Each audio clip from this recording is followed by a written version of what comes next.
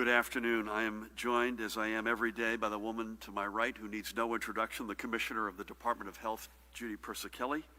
To my far left, another guy who needs no introduction, the State Police Superintendent, Colonel Pat Callahan. We're joined by another familiar face to the far right, the Department of Health's Communicable Disease Service Medical Director, Dr. Ed Lifshitz. And today we are also joined again, a familiar face. We welcome him back, the Chief Executive Officer of the New Jersey Economic Development Authority, Tim Sullivan. Good to have you, Tim. We will not be holding a briefing tomorrow, so we've got to cover a fair amount of ground today as we head into the holiday weekend. We'll get right at it, and I think unless you hear otherwise, we'll be with you Monday at 1 o'clock in this room. So first, today is July 2nd, and we have a whole slate of economic restarts happening today as we head into the long Independence Day weekend. Today, our casinos may reopen, as may our outdoor amusement and water parks, and many indoor recreational facilities. Our museums and libraries may reopen their doors, and our playgrounds are open once again, among other locations. As you continue to get back out, please continue to keep a social distance from others and wear a face covering. And if you are going to be in an indoor business, remember that face coverings are required before you step foot inside. So let's all have an enjoyable holiday, safe holiday weekend wherever we go. But again, please be responsible in your behavior.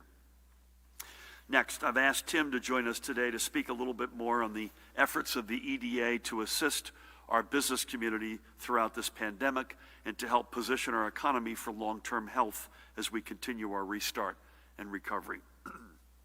We have discussed before the EDA's offerings to help our small business sector through what is undoubtedly the most challenging period many of them have ever experienced and likely ever will experience. And those offerings have included millions of dollars in grants to small businesses and direct cash support for micro businesses. And while the EDA has been there to help support many established small businesses, their efforts have also been noteworthy to the many nascent startup and newly emerging businesses whose access to vital capital has been greatly impacted by the COVID-19 pandemic. The EDA created a separate program especially for them, the Entrepreneur Support Program, with $5 million in guarantees for private sector investors making working capital loans to New Jersey-based startups and new cutting-edge enterprises. And by working alongside investors as opposed to providing direct cash to businesses, we are strengthening the system through which these businesses receive their capital. This is a classic, Tim. Either we can give you the fish or teach you how to fish. And this is a classic case of enhancing the system, not just delivering much needed capital to the end user. On Friday, the EDA announced the first 5 recipients under the Entrepreneur Support Program for a total of $700,000 in investment guarantees. And yesterday, I actually had the great pleasure of speaking with the CEO, Madhu Stemmerman, who is alongside her husband, Andrew Stemmerman, of Eatontown-based SUNRAY Scientific. They are each incredibly impressive. Madhu and I had a really good conversation. She's a Boilermaker, a chemical engineer from Purdue University in West Lafayette, Indiana. SUNRAY just moved, as I mentioned, to Eatontown from Long Branch, so still in the Monmouth County family. SUNRAY develops and manufactures conductive adhesive materials for use in miniaturized and flexible electronics. It's safe to say Madhu and Andrew never saw me in one of their classes. It currently employs 5 people and is positioning itself for future growth. In fact, Madhu thinks ultimately this thing could be in the hundreds of employees, and it's exactly the sort of jobs we want and need in New Jersey and that are really purpose built for our state. Because of $184,000 in guarantees it received through the ESP program, Tim, as you know, SUNRAY was recently able to close on $230,000 in new capital investments. Even through this pandemic, our work to reposition our state's economic future to one driven by cutting-edge companies has not wavered. and SUNRAY is just one of numerous examples of high-tech firms looking to call New Jersey home because of the entrepreneurial ecosystem we are creating here. These are the businesses which we are, as I mentioned, are perfectly located and positioned to attract and keep. And now we're a place where they can find the backup they need to keep capital coming in, so they don't just survive, but in fact, they ultimately thrive.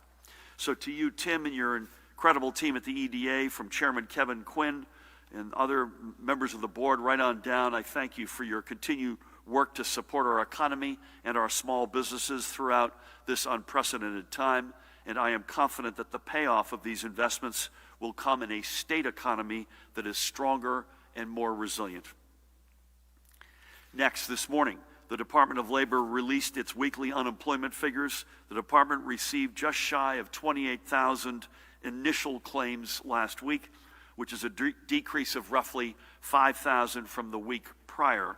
Overall, more than 1.3 million claims have been filed with the department over the course of the past 3.5 months. It's unfathomable. This is, in a word, unprecedented. However, through the hard work of the department, 96% of all who have been deemed monetarily eligible have received a payment, at least a payment. All in all, the department has been able to put $9.1 billion into the accounts of New Jersey's families, including $612 million in federal relief of self-employed and gig economy New Jerseyans who would have not qualified for unemployment, and another $170 million in extended federal benefits for those who had exhausted their prior eligibility. The department has also extended benefits by an additional 20 weeks, which is music to the ears of many. As Commissioner Rob Acero-Angelo would want me to note, many of the remaining unresolved cases can be traced to very specific, complex, and individualized issues, including delays in the department receiving federally required records from other states, or because a claimant is waiting a determination on an appeal. But the department continues its work to ensure that every New Jerseyan who is eligible for benefits gets every penny which they deserve. As always, I thank Commissioner Acero-Angelo and his team, especially the women and men on the front lines who have been working hard every day to get answers, for everything they are doing to support our deserving workers and their families in this time of extraordinary need. I did not welcome, but should welcome, Jared Maples, the Director of the Office of Homeland Security and Preparedness.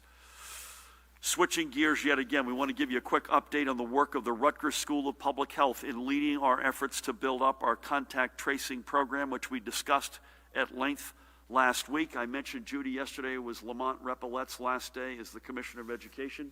He'll now be president of Keene University, but I should have added that yesterday was the first day of Dr. Jonathan Holloway's tenure as president of Rutgers University. We wish Jonathan nothing but the very best in his years at the helm of an extraordinary American university. So over the past week, the work to onboard more contact tracers for training has continued. Today, the Community Contact Tracing Corps has increased to 357. That's more than 130 additional contact tracers added since we last spoke last week on this.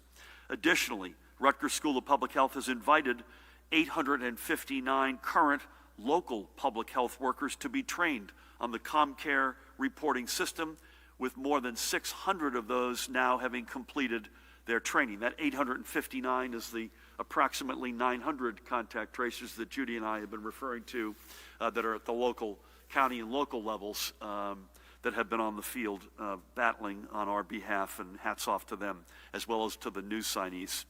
What this means is we are continually building and training the statewide team of diverse public health workers we will need to help us prevent new cases from becoming flare-ups that can threaten our recovery. As Judy and Ed and Pat and I have spoken many times, the objective with the capacity we now have in testing, as good as any American state per capita, the objective of the contact tracing community core, the objective of the isolation rooms and plans that Judy referred to the other day, is not that we expect that the virus won't come back. We, in fact, expect it will. The question is, what are you going to do about it? And the fact of the matter is, with the testing, tracing, and isolation trinity that we have in place right now, the expectation is we can spot it, surround it, isolate it, and drive it back into the ground. Those are assets we literally did not have at our disposal, other than some contact tracing at the local and county level. We did not have when this crisis started back when we first formed the commission that you still chair on February 2nd. Those were assets we did not have. We now have them. And we hope that that is a huge boost in confidence for folks to be able to get back out there and engage in society and economy. Before I get switching gears again, before I get to the overnight numbers, I want to give a brief update on New Jersey's response rate to the 2020 census. As we've noted weekly, the census is absolutely critical to ensuring that New Jersey receives its fair share of federal funding from Washington for a whole host of programs, from education and transportation to social services and COVID-19 relief. And we were completely dramatically undercounted 10 years ago. We cannot let that happen again. Having a complete and accurate count is vital for our future. Everyone has a civic duty to be counted. New Jersey continues to exceed the national response rate, and that's the good news. And 63.8% of you have already taken the time to go to 2020census.gov to be counted, and I thank you. But that means that nearly 1/3 of New Jersey households still need to be counted. Our census team at the Department of State is continuing its community-based information efforts in advance of the Census Bureau's initiation of door-to-door canvassing of those households which do not respond online in advance. In other words, if you get counted online today, you won't get a knock on the door in the weeks ahead. And we need more households, especially in Atlantic County, Essex County, and Hudson County, to be counted. And I want to give a shout out again to a point I've made on a number of occasions. In Cape May County, we know the response rate is being skewed because a lot of the homes which haven't yet responded are summer homes. And these property owners have likely already responded from their primary homes. So if you own a second home in Cape May, bless you, we thank you for that. But if you're planning on getting down there this weekend, before you do, go to 2020census.gov and register that home as a seasonal home. Then we'll have a better idea of how many year-round Cape May residents have responded to the census. Let's make sure, folks, we have an accurate count. The census only happens, as I mentioned, once every 10 years. And if we are undercounted again, as we were, as I mentioned, in 2010, we will lose out not just for the next year, but for the next decade. Let's make sure we don't miss out on the ability to craft a better future for our state. So with all of that to the side, let's turn to the overnight numbers. Yesterday, we received another 539 positive test results for a cumulative total of 172,356. The daily spot positivity rate was 2.95% for tests recorded on June 28. The rate of transmission was 0.87.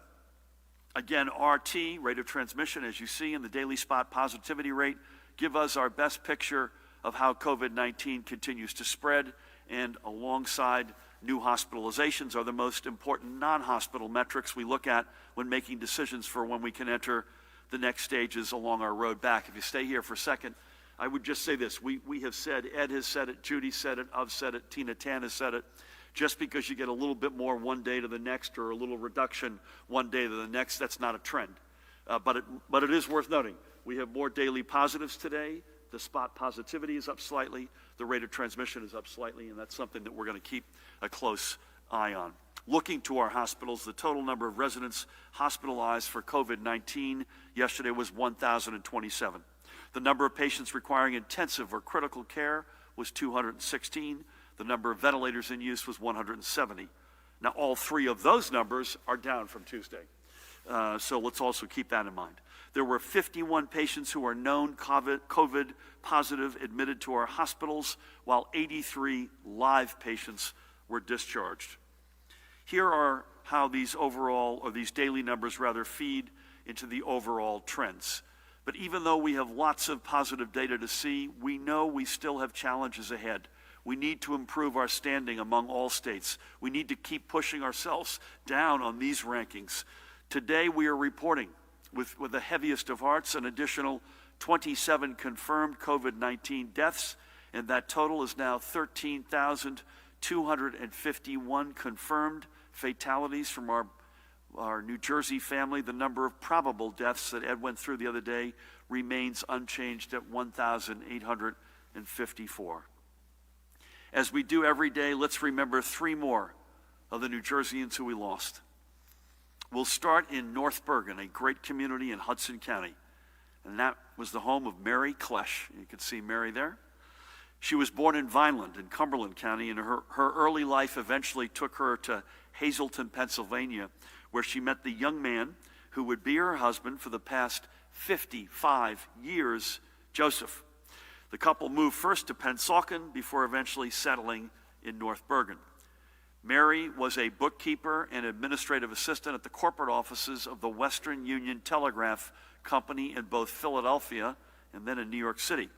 But she will be better remembered as a loving mother and homemaker, a woman who cared for animals, who was not only smart, but could make people laugh, and the one person who always remembered everyone's birthdays and anniversaries. She was also a dedicated and active member of Trinity Lutheran Church in Fairview.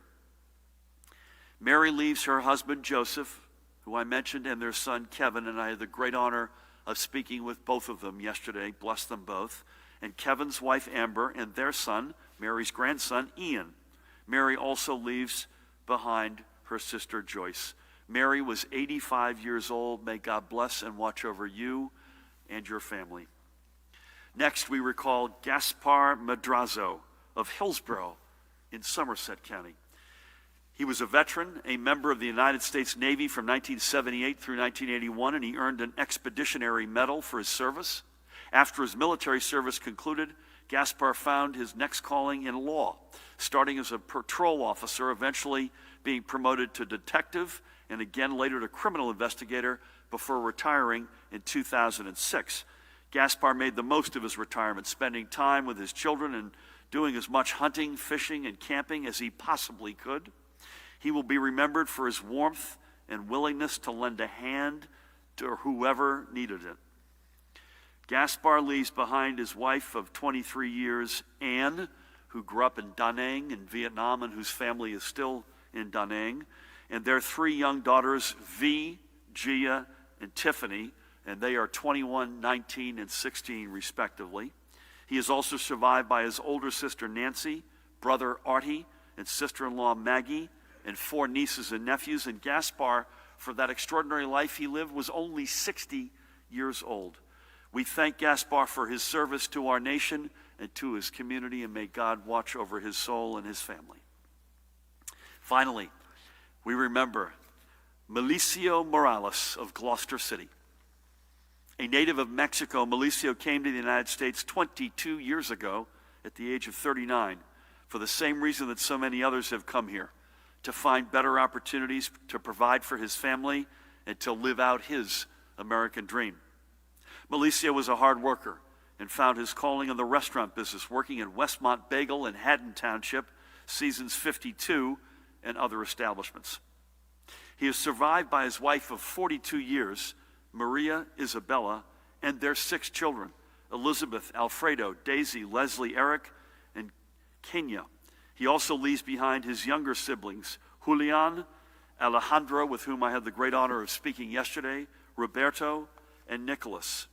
He came here for a better life and found it, and COVID-19 took him away. And his story, by the way, before we leave this, is extraordinary. I asked his brother how his wife, Maria Isabella, was doing, and he said, and this is the life that too many families right now are forced to live, and it's not who we are as a nation. And it pained me deeply. I asked him how his wife was doing, and he said, his brother said, not well. She hadn't seen him in 23 years. And I thought for a minute, well, maybe they weren't together anymore. They were together. He moved to New Jersey to make money to educate his 6 kids. But he was neither ever able to get back to Mexico, and his wife and kids were never able to come to see him in New Jersey. That is not the America who we are. That is not the American values that are inscribed at the base of the Statue of Liberty. We are the immigrant nation, and that is an extraordinary tragedy. So with that, may God bless Mary, Gaspar, and Malicio and their families. For each of the past 90 days, our flags have been at half-staff for every New Jerseyan we have lost to COVID-19. As a sign of respect to them and of solidarity with the families, friends, and communities they leave behind and have left a little bit emptier. Tomorrow, as we begin our commemorations of our nation's birth, and as a sign of rebirth for our state, as we keep moving down our road back, our flags will return to full staff. But even as we do this, we must be mindful of the fact that more residents are going to be lost to this pandemic. This is not a moment of closure. This is not a moment of triumph. This is an acknowledgement that the time is right. We still don't know the final number or when this virus will stop taking away members of our extraordinary New Jersey family, but we do know this: regardless of our flag's positions on our flagpole, we are fighting this virus together, all 9 million of us, and you've been extraordinary. We will keep fighting until every indicator we track reads 0, and we will dedicate our efforts to every life that has been lost and sadly will be lost. In addition to the order returning our flags to full staff, today I'm also signing 2 other executive orders. The first order raises the limit, and we've signaled this, on crowd size for outdoor gatherings to 500 from its current 250, and that is effective tomorrow. We first signaled this eventuality back on June 9th, and we are comfortable at this time to keep to the timetable we set. So on Monday, when outdoor graduation ceremonies are slated to begin and games to be played, schools will be able to accommodate them. First Amendment protected activities such as political or religious gatherings will continue to have no limits outdoors, and our limits on all indoor gatherings are 25% of capacity, but with a maximum of 100 people. That remains unchanged. Additionally and separately, I have extended the public health emergency in our state for an additional 30 days. These declarations, unless extended, expire after 30 days. What today's action means is that we will have the authority to remain vigilant and prepared to act should there be a new outbreak, please God, no, of COVID-19. And we continue to work vigilantly to protect against exactly that happening. But we can't do this all by ourselves. You've been extraordinary, and we continue to need all 9 million of you to continue working right alongside of us. So as you get out this weekend, have an enjoyable time, but use common sense and remember that we are all responsible for beating this virus. Keep your social distances, wear a face covering, wash your hands frequently with soap and water. We haven't said this in a while, Judy, for at least 20 seconds, or use hand sanitizer with at least 60% alcohol if you're not near a sink or running water. And please be safe. Pat, I know we'll talk to this in a minute. Jared is here. Safety and security of each of our 9 million member family is paramount. If you're going to be at an outdoor bar or an outdoor restaurant, where I was again last night and had a really exceptional meal with family or friends, remember that we cannot let our guards down. Don't crowd around bars and keep your face covering on unless you are eating or drinking. And if you feel uncomfortable at an establishment because of overcrowding, leave. We cannot have an overcrowded bar turn into a COVID-19 tinderbox. We have to do this. We have to keep up with the practices that have gotten us this far in the past 3.5 months. We are, in fact, right now a model for the nation on how to responsibly restart. Let's keep it that way. As the woman on my right, who needs no introduction, would say, stay safe and stay healthy. Let's have a good weekend. And with that, may I turn the program over to the guy on my left side, the extraordinary Chief Executive Officer of the Economic Development Authority, Tim Sullivan. Well, thank you, Governor. It's great to be here again, and great to be here with you, Colonel and Commissioner. I just wanted to provide a quick update, as the Governor described, on the economic relief efforts that have been underway since this pandemic broke out in March. The Governor has directed us and given us strong encouragement to be leaning into supporting our smallest businesses that were the least prepared and the least well capitalized heading into this crisis, and we've been working around the clock to deliver on that. Since the packages of aid have been released, we've supported nearly 7,000 businesses, 6,700 businesses as we sit here right now, through our variety of our programs, more than $25 million of funding deployed and out the door. We expect to, in the next couple weeks, have that 7,000 number go up by about another 10 or maybe 12,000 as we continue to roll through the Phase 2 grant program, which I'm also happy to provide an update on. The governor mentioned June 9th, which I was here that day as well to describe the application process. Under Phase 2 of our grant program, we've now awarded about 3,300 grants for a little more than $11 million of that $45 million that was allocated. You can see that on the slide here, 11.9 million in fact.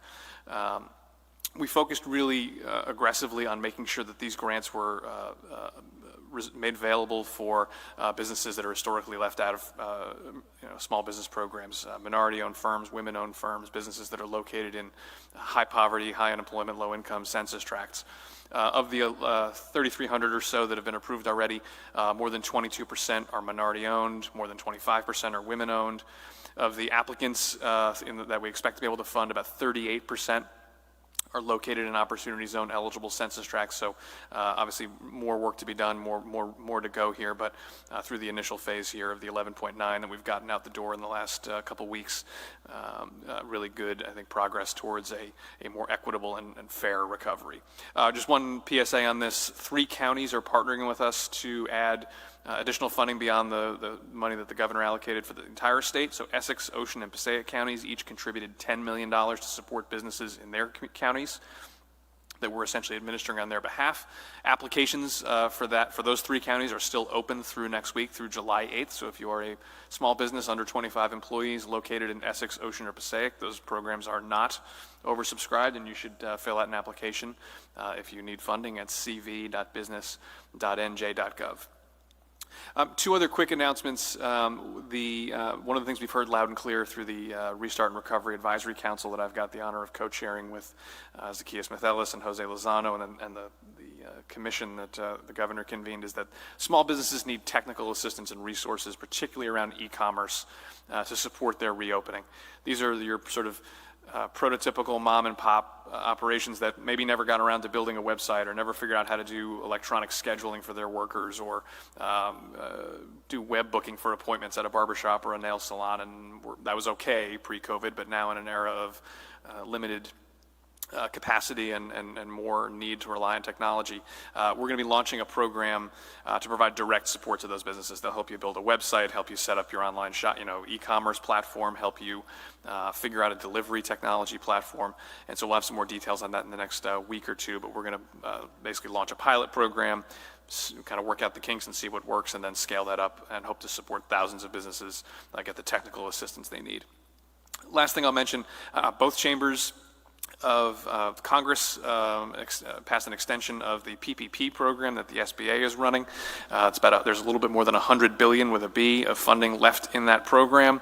I don't know that it's been signed yet, but it passed both chambers of Congress. New Jersey businesses have received a little more than $21 billion of SBA programs, which have been critical, vital lifelines as well. Again, we wanted to make sure, as part of Governor Murphy's commitment, not just being stronger, but fairer in how we think about recovery and economic development, that we worked really hard to make sure that small businesses, particularly businesses that are minority and women-owned, veteran-owned, were able to access these programs. We've partnered with the African American Chamber of Commerce, the Veteran Chamber of Commerce, the Statewide Hispanic Chamber, and Rising Tide Capital to help small businesses apply for these SBA programs. Those 4 organizations have helped more than 400 applications go into those programs, which is a lot. And we're announcing today that we're extending those partnerships to extend through the extension of the federal program that looks like that'll be happening in the next day or so here. So if you are in need of support and need of resources through the SBA's programs, not just their members, but anyone can contact any of these 4 organizations to get support and technical assistance to fill out those very complicated applications. So a lot going on. We'll continue to work around the clock to get as much resources on the street as we can. And with that, Governor, yield the floor back to you. Tim, great work. And God knows we've spent a lot of time, for instance, talking about restaurants and hospitality, restaurants and bars, and we've spent most of our time talking about the public health reality indoors at those locations.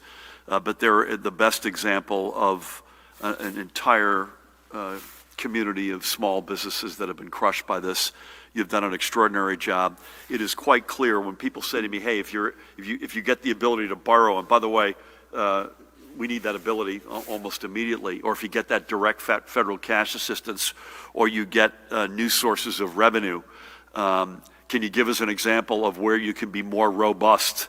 And it's exactly in that neighborhood. It's the EDA and other, as you mentioned, it's not all cash, it's technical, but a lot of this is just direct coming in and injecting the desperately needed funds that these small businesses, and as I mentioned, I think the best example is the hospitality industry that they desperately need. We are completely committed to being able to get that borrowing ability, to get the federal cash, to find new sources of revenue. It's all of the above, and to use a good slug of that to put it right into getting our small businesses back on our feet. So you've done an extraordinary job keeping us in the game and moving the ball down the field, to continue that analogy, and we now need some more boosters in our machine. Is that fair? Oh, yeah, absolutely. All right. Thank you for that. Please help me welcome the woman who needs no introduction, the Commissioner of the Department of Health, Judy Persicelli.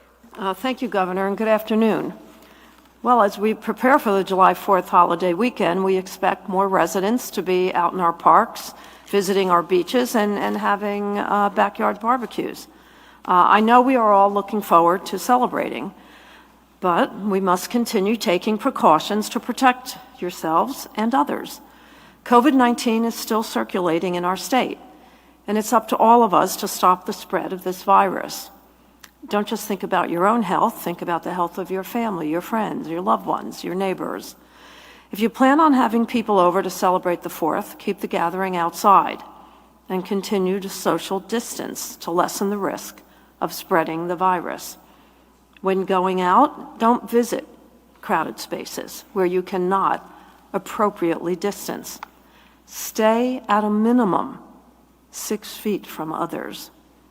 Please wear a face covering that covers your nose and your mouth.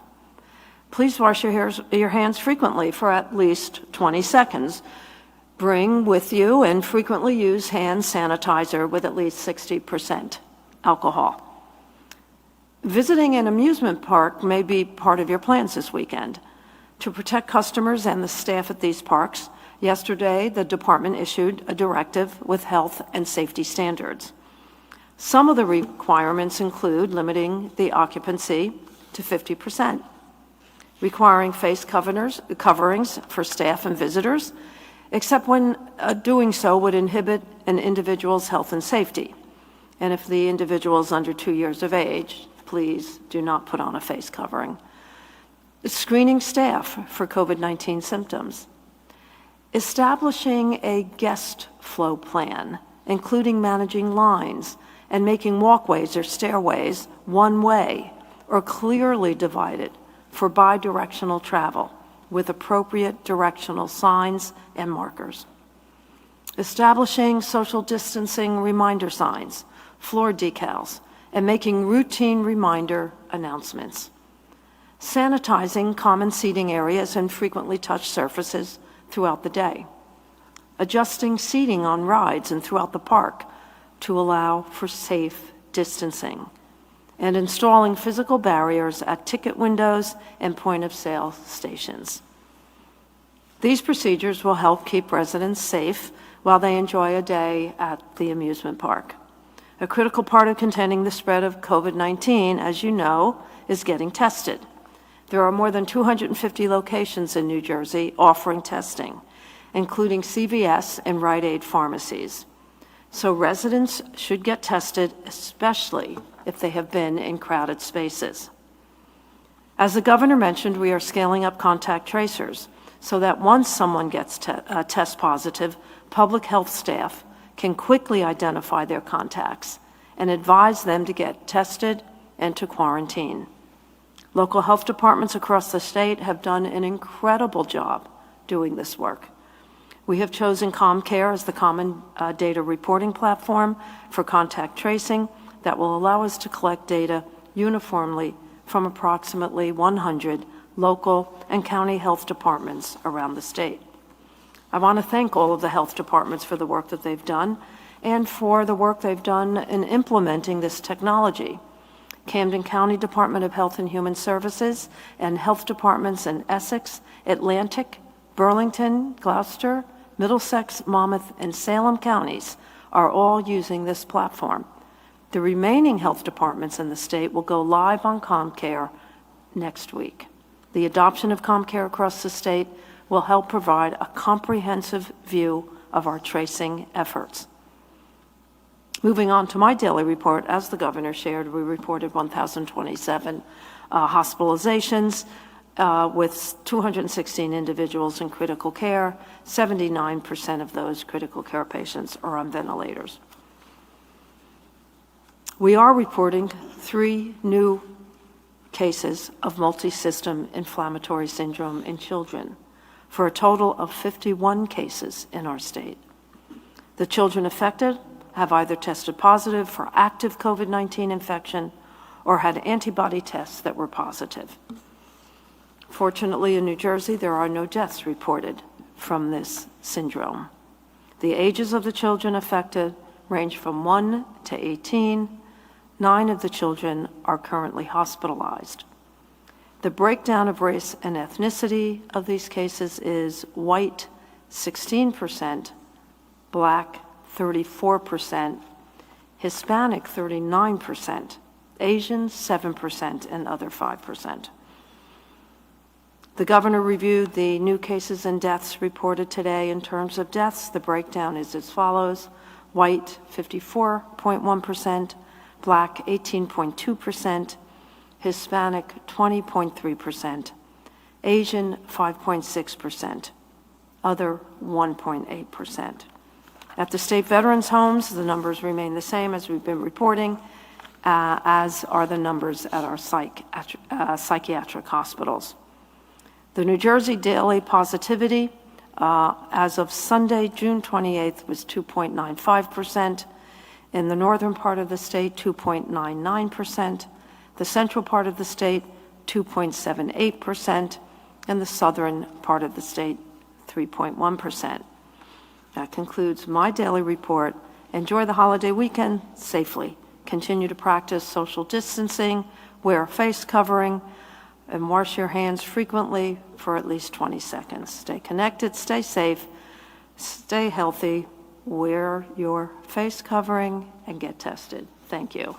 Well said and well done, Judy. I'm flying the colors here today. I want you to note that I acknowledging the birth of the birthday of our nation.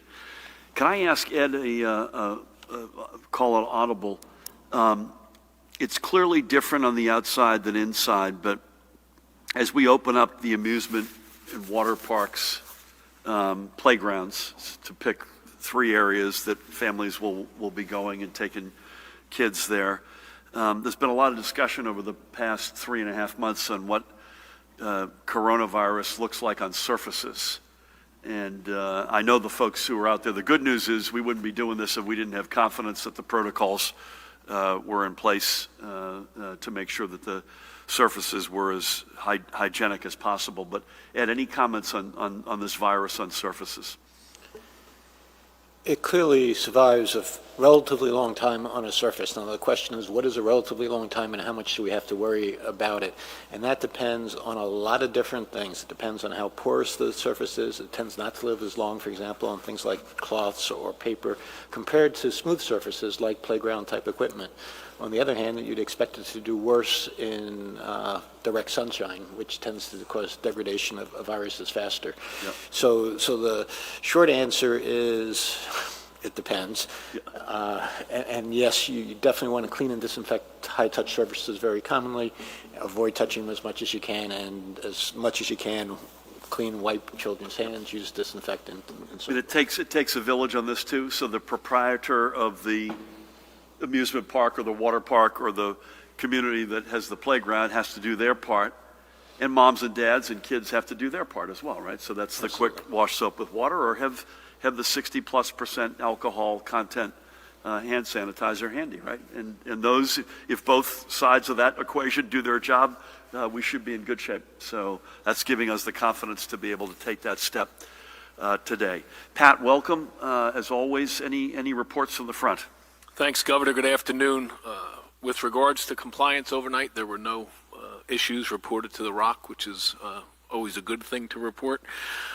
From the Rock this morning, I had the opportunity to get on with chiefs and law enforcement from across the entire state to talk about the large-scale and special events that are coming up over the next few days, including protests and fireworks and different deployments that we have, and also to thank the law enforcement community for what they've done with regard to EO compliance and protests over the last 3.5 months.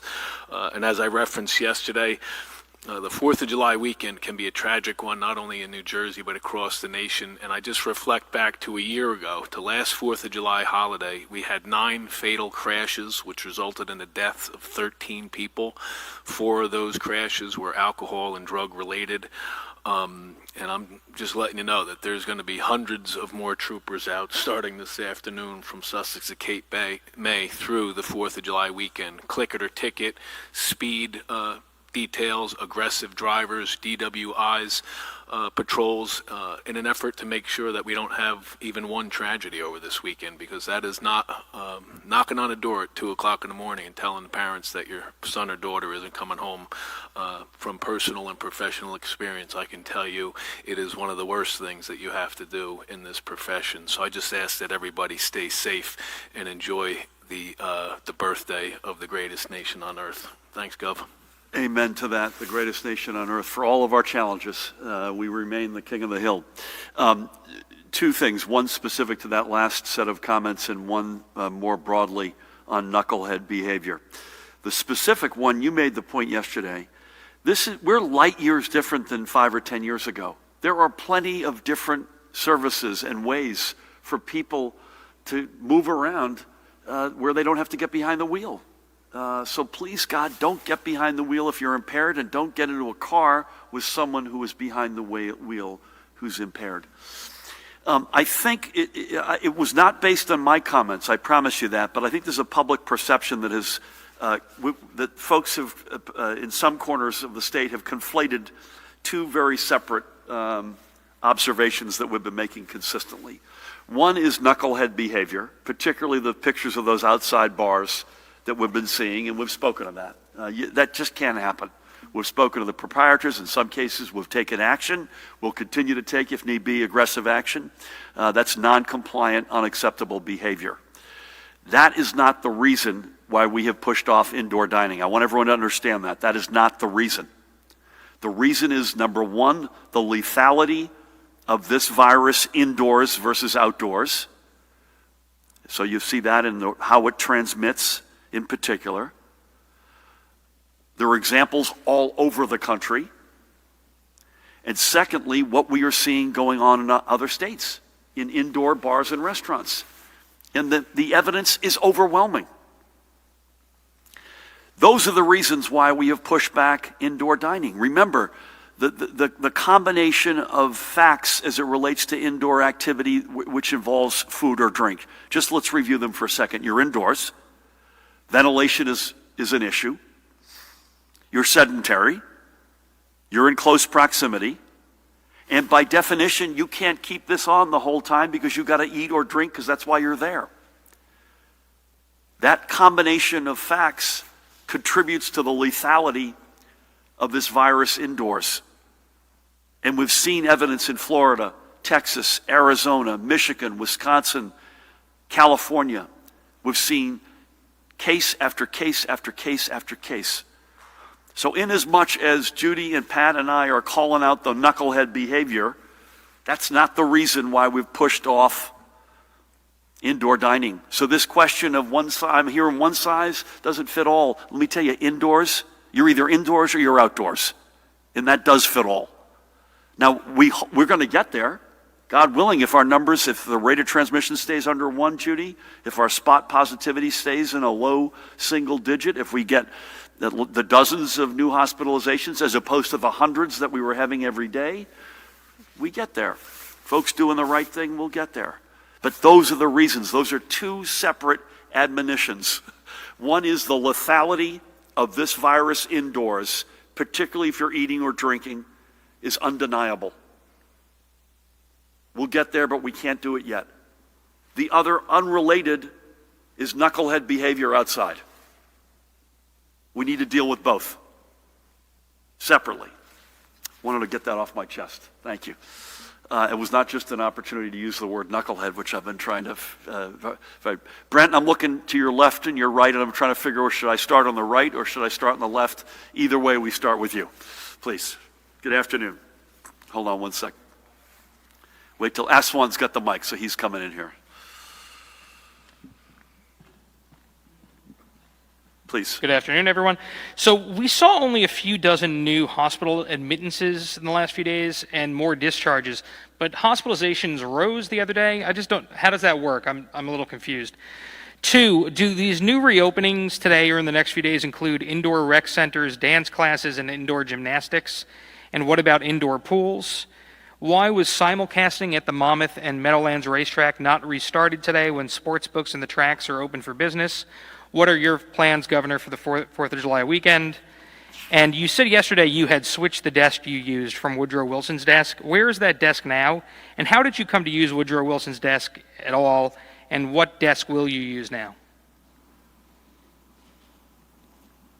Some of these I'm qualified to answer, and some of them I'm not. I think Judy, I want Judy to weigh in here on the hospitalizations. I think we alluded to this yesterday. If I could, we've got an extraordinary 71 hospitals in our state. Let me start with that, and they've been great partners. I think you've got a better safe than sorry mentality that has crept into the numbers. I think they are constantly, they don't want to miss. This is so lethal. They've seen the devastating impacts of this virus as close as anyone. That's my answer. Judy, you want to add a more?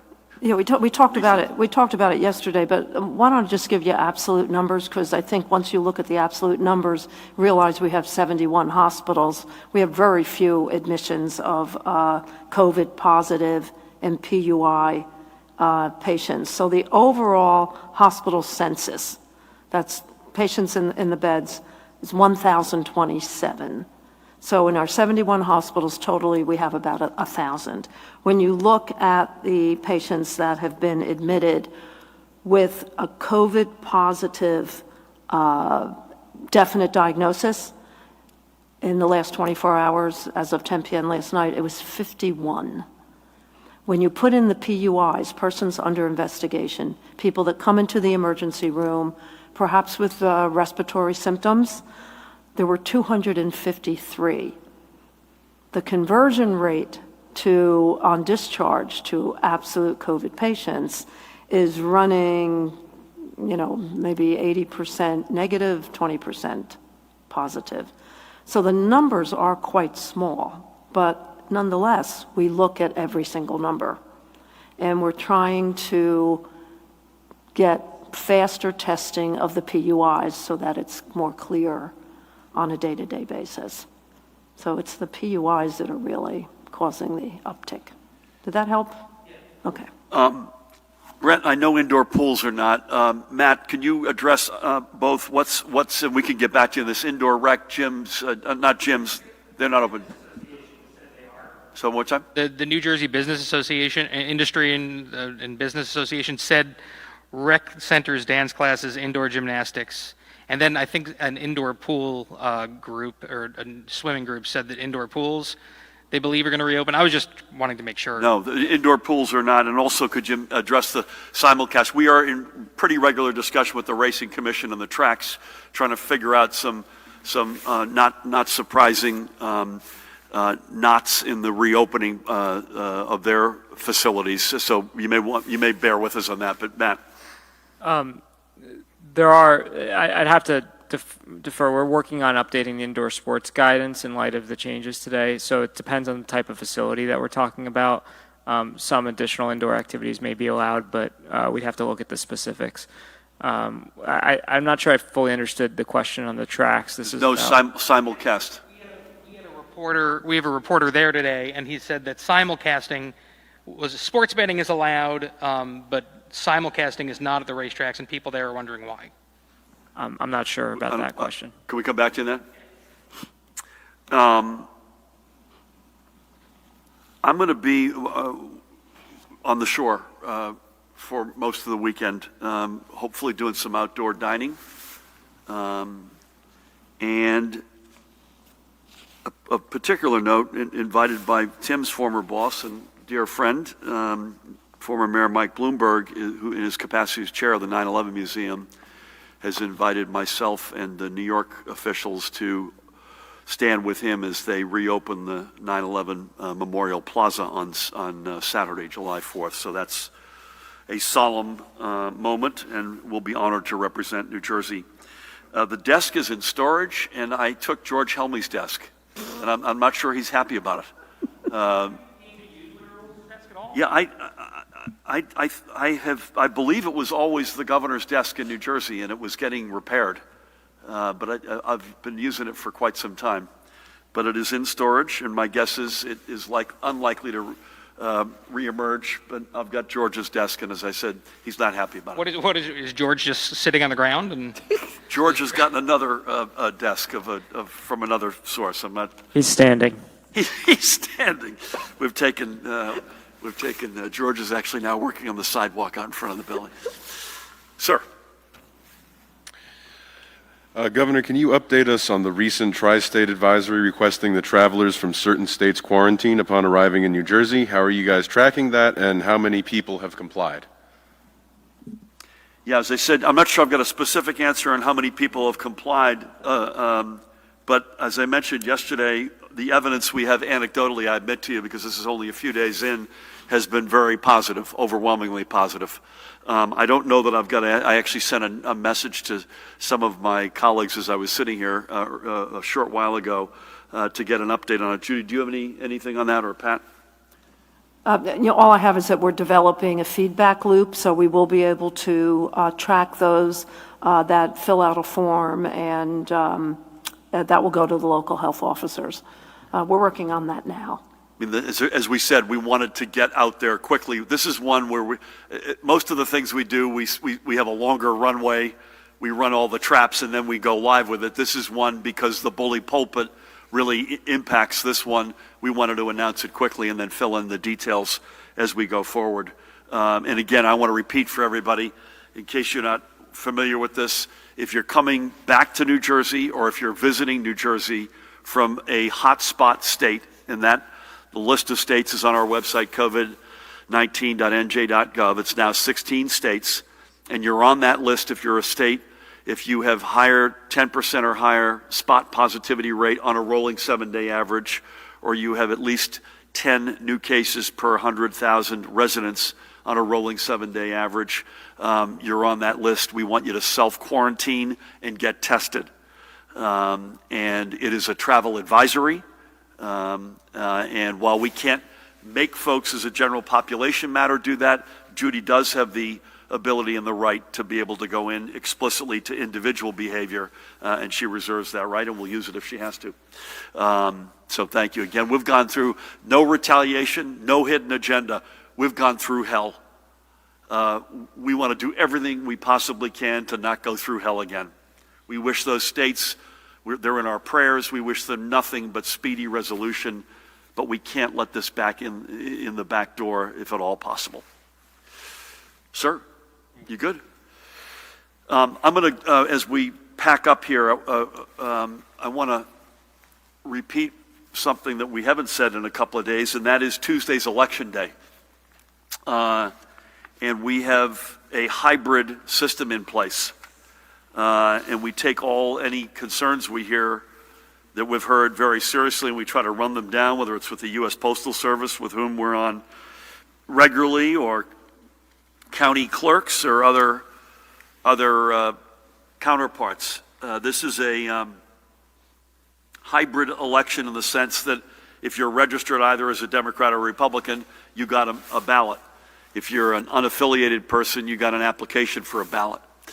And you have two choices, either to vote by mail, therefore, or to show up and vote in person on Tuesday. Each county has been required to have at least 50% capacity of in-person locations on Tuesday, and at least one location per municipality. My strong plea is vote by mail. We're trying to balance the sacred right to vote as a central element, as the central element of our democracy, and get that as right as we possibly can, with, on the other hand, the public health concerns that Judy and her team want to make sure that we keep front of mind. So Tuesday, July 7 is our primary, both parties. There are a lot of folks on the ballot. I don't care who you vote for. I don't care what party you're in, but vote. And my strong request is that you vote by mail. That means you can exercise your democratic right, which all of us deserve. And secondly, you could do it in a way that best preserves your personal health. So as I mask up, I want to say again, thank you to my colleagues, Judy and Ed, and to the whole Department of Health team. I don't know where we'd be without you. Pat, to you and your extraordinary team. Jared, likewise, keeping us safe. Tim, thank you for everything you and the EDA folks have done and will do for our business community, especially our small business community, and Matt and Mahan and Aswan and the rest of the team. I want to thank everybody for extraordinary efforts day in and day out of responsible, common sense behavior. Please keep it up. We are entering the biggest holiday weekend of the year. Please be safe. As Pat has asked us to, do the right thing. Use your head. Be responsible. Keep that up, folks. We're trying to save as many lives as possible here in every respect, not just from COVID-19, but public safety as well. Enjoy New Jersey. Enjoy the things that we have begun to now overwhelmingly open up. Partake responsibly. Whatever you're doing, try to do it outside as opposed to inside. And for all of the challenges and all of the imperfections, may God bless the United States of America. Thank you.